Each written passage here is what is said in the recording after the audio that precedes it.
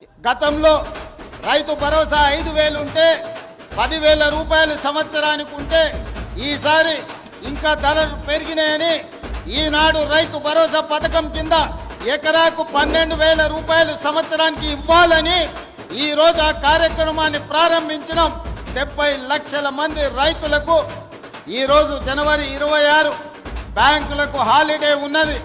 రాత్రి 12 గంటల తర్వాత ప్రతి రైతుకు రాష్ట్రంలో ఉన్న వ్యవసాయ భూమి ఉన్న ప్రతి రైతుకు రాత్రి 12 గంటల తర్వాత ప్రతి ఎకరాకు 6,000 రూపాయలతోని మీ ఖాతాల్లో మీ నగదు టకీమని పడే విధంగా ఈరోజు కార్యక్రమాన్ని తీసుకున్నాం.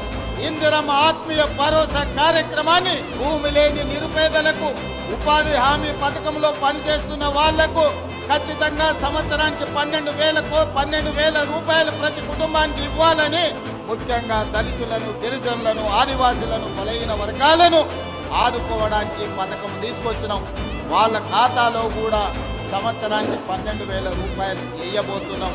వాళ్ళ నగదు కూడా రాత్రి 12 గంటల తర్వాత బదిలీ కాబోతున్నానని చెప్పి నేను ఈ సందర్భంగా తెలియజేయదలుచుకున్నాను.